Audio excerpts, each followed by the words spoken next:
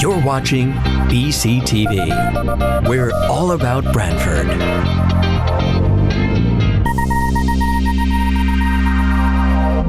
You're watching BCTV, Branford Government Television, a service of Branford Community Television. This program is brought to you in part through the support of the town of Branford. We'll call the March 6, 2019 Board of Selectmen meeting to order. Item 1, to approve the Board of Selectmen minutes of February 6, 2019, and put those forward in the form of a motion. Second. So moved. All in favor, say aye. Aye. Opposed? Item carries. Item 2, actually, before I get to item 2, can I get a motion to add the recommendation to appoint Shahida Sumru to RTM to the agenda under item 13? Make a motion, we add that to the agenda? Recommend approval. All right. Any discussion? All in favor, say aye. Aye. Okay, item 2, can I have a motion to go into executive session to discuss tax appeals, and we'll invite in Attorney Perito. Recommend approval. Second. All in favor, say aye. Aye.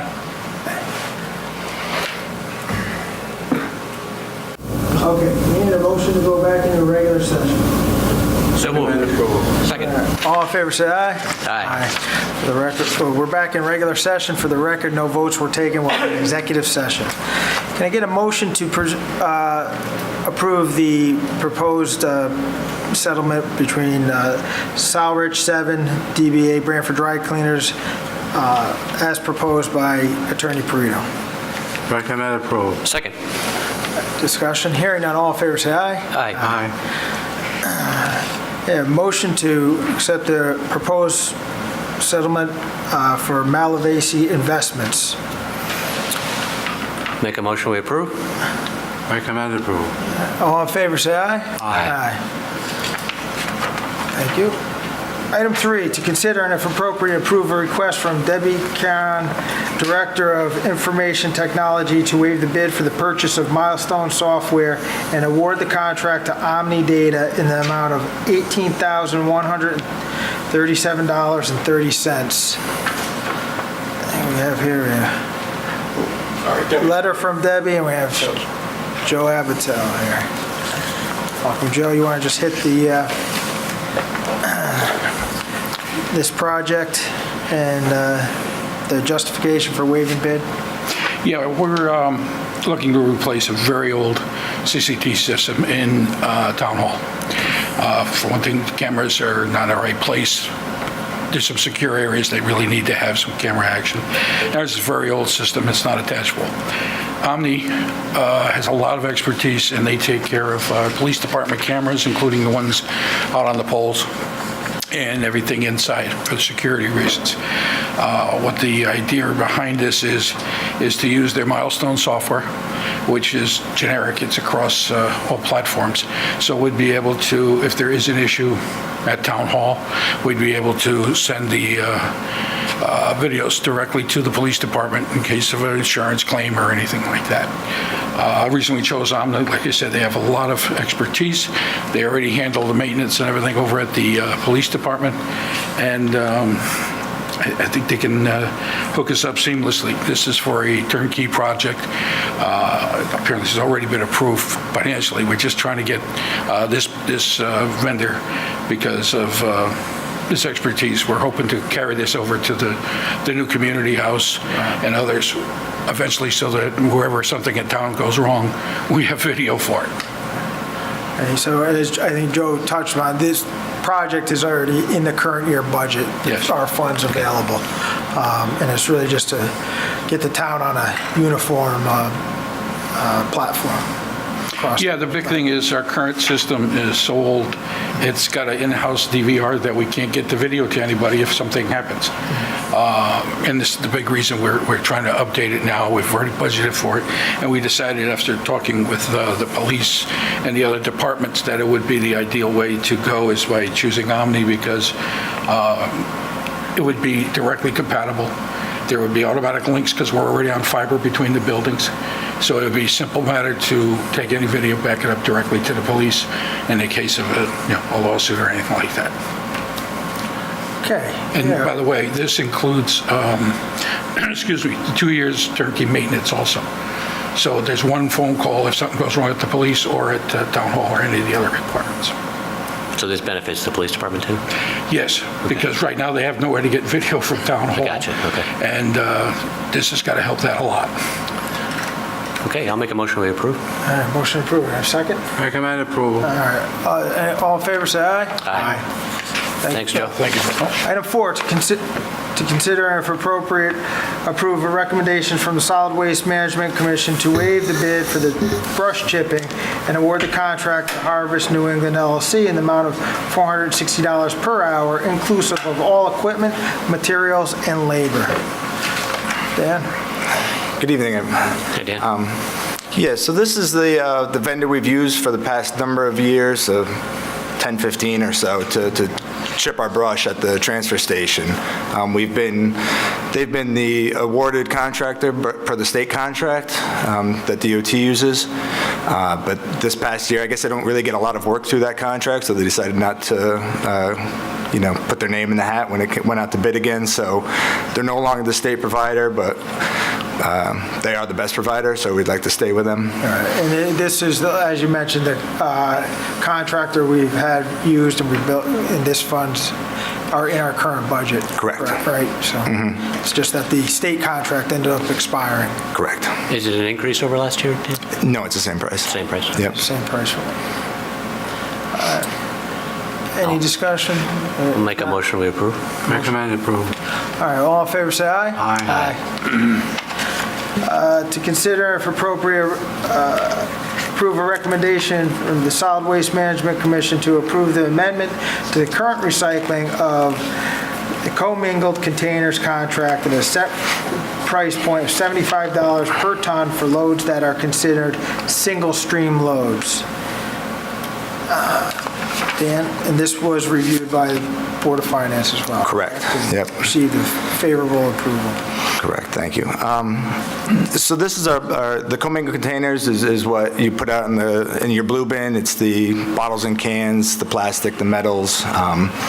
So our current contract with Murphy Road Recycling is for us to pay $30 a ton to dispose of that material. In times where the newspaper or cardboard streams get dumped into that, it's considered contamination per that contract, and we get charged at a rate of $95 a ton. So this is an attempt to have a price point for when that paper, which is recyclable, but, is contamination per our commingled contract. When those two streams get mixed together to make a single stream, to have a price point set that's less than the contamination rate and set where the market is at this point in time.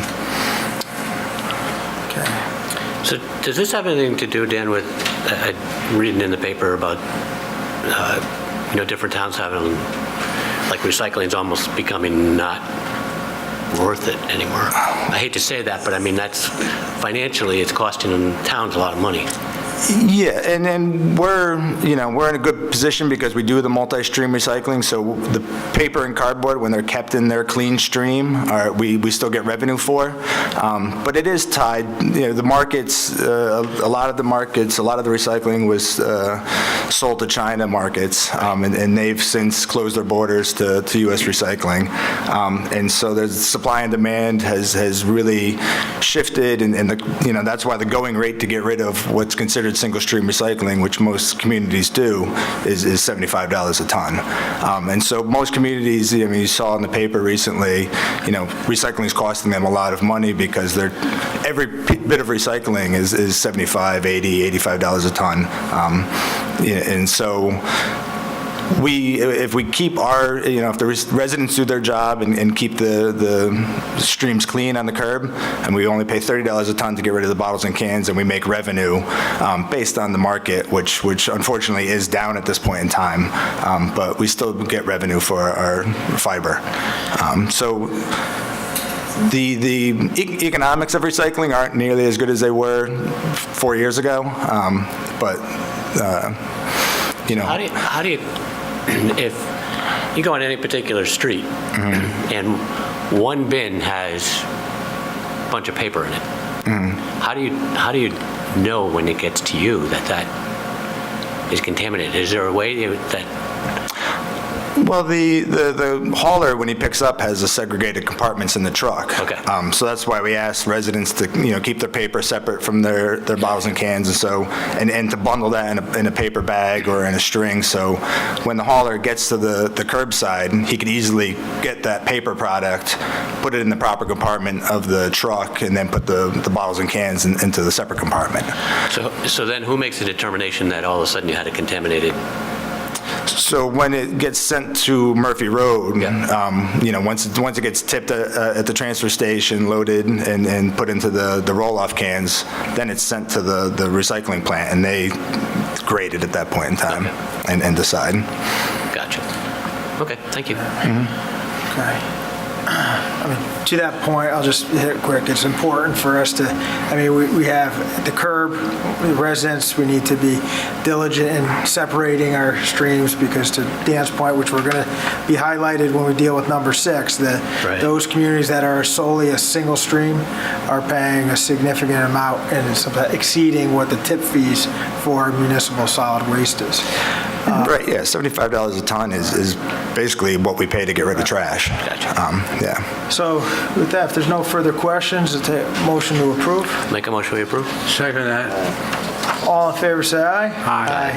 Thank you. Okay, item 6, to consider and if appropriate, approve recommendations from the Solid Waste Management Commission to accept the written notice of a 2-year extension of diversion of acceptable solid waste under the Municipal Solid Waste Disposal and Recycling Agreement from Covanta Bristol, Inc., and continued diversion of our MSW to their Preston facility at a cost of $56.50 per ton for the fiscal year 2020 and $59.33 per ton for the fiscal year 2021. That was a mouthful. So this is, we have a long-term contract with Covanta to deliver our waste to the Bristol facility. This is a secondary agreement to that, where we send our waste to the Preston facility at a lesser tip fee. This, again, went to the Board of Finance, and they approved it. There's a slightly higher haul fee to send our waste to the Preston facility, but the reduction in tip fee, it ends up being close to a 6-figure savings to the town to do this diversion agreement. Yep. All right, can I get a motion to approve? Motion to approve. Second. And I'll second that, and James, that, to your point, that's what, for the homeowner that doesn't know, that's why we don't have single stream, because you get asked that once in a while. Right, yeah. So we're saving We're saving a six significant amount of money. Yeah. on that point. Okay, thank you. Okay, all in favor, say aye. Aye. Aye. Thanks. Item 7, to consider and if appropriate, approve a request from the Volunteer Service Center Board to waive Section 115-3 of the Code of Town of Branford as permitted by Section 115-4 and allow the serving of wine at a 20th anniversary event at the center scheduled for April 11th, 2019. Make a motion, we approve? Second that. Second. Discussion, hearing none, all in favor, say aye. Aye. Item 8, to consider and if appropriate, approve the following resolution.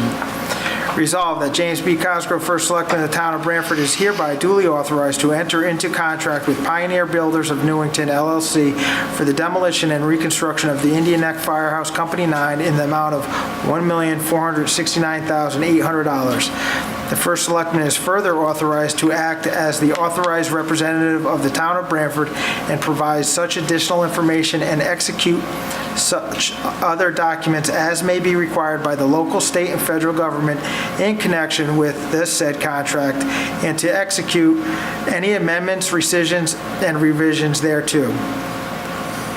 And a motion to approve that resolution. Sure, I'll make a motion, we approve. All right, moved and seconded. Discussion. Just a question, does this go through the building commission, that, not the, This was. we had appointed a different building commission? Yeah, we have. So they're still, Yes, yeah. okay, All right. thank you. All right. Any further discussion? Hearing none, all in favor say aye. Aye. Item 9, to consider and if appropriate approve a request from the Branford Community Garden for the placement of a 4x10 storage shed within the garden fenced area located at the Branford Early Learning Center on Birch Road, contingent upon any additional approvals that may be required. Motion Sure, to... motion to approve. Recommend approval. All right, any discussion? Hearing none, all in favor, say aye. Aye. Okay, item 10, green use, to consider and if appropriate, approve a request from the Solid Waste Management Commission for the use of the town green on Saturday, April 27, 2019, from 9 a.m. to 1 p.m. to hold litter cleanup day. Make a motion to approve. Recommend. All right, all in favor, say aye. Aye. To consider and if appropriate, approve a request from the National Association of Letter Carriers, Branch 19, for the use of the town green on Saturday, May 10th, 2019, from 11 a.m. to noon to hold the annual NALC food drive kickoff. Motion to approve. Second. Discussion, hearing none, all in favor, say aye. Aye.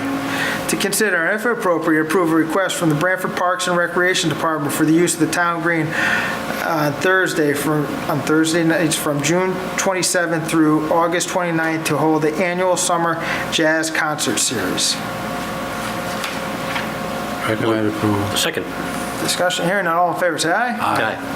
To consider and if appropriate, approve a request from Sal Annunziato for the use of the town green on Saturday, August 24th, 2019 to hold the Oh Yeah Festival.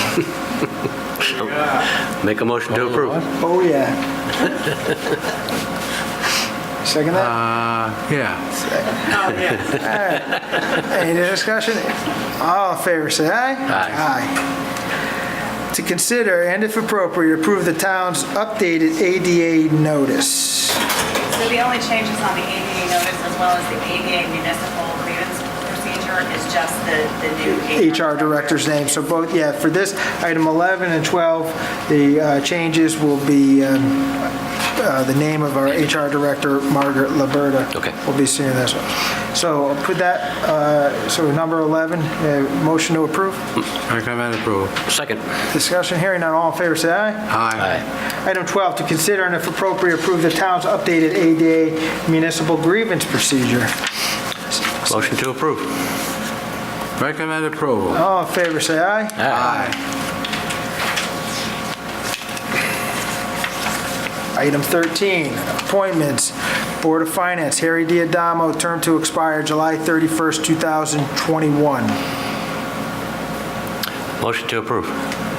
Recommend approval. Discussion? Hearing, Just to say thanks to Lorraine for serving. She did a great job over many years. absolutely. This is a number of years, and wish her all the best. And Yep. two stints on there she came back. That's right. It was great. All right, all in favor, say aye. Aye. Commission of Elderly Services, Laura Myjack, term to expire December 31st, 2020. Ellen Carucci, term to expire December 31st, 2021. Motion to approve. Recommend approval. All right, discussion, hearing none, all in favor, say aye. Aye. And a motion to appoint Shahida Sumro as an RTM member to the 4th District, term to expire 11/19/2019. Motion to approve. Recommend approval. All right, discussion, hearing none, all in favor, say aye. Aye. Item 14, reappointments, Commission of the Elderly Services, Patricia Brunel, and Lori Rockwell, terms to expire December 31st, 2021. Motion to approve. Recommend approval. Discussion, hearing none, all in favor, say aye. Aye. Item 15, correspondence, do I have any? Item 16, any other business? Hearing none, can I get a motion to adjourn? Motion to adjourn. Recommend approval. All in favor, say aye. Aye. Thank you. This program was brought to you in part through the support of the Town of Branford. Watch town meetings and other videos on demand at BranfordTV.org.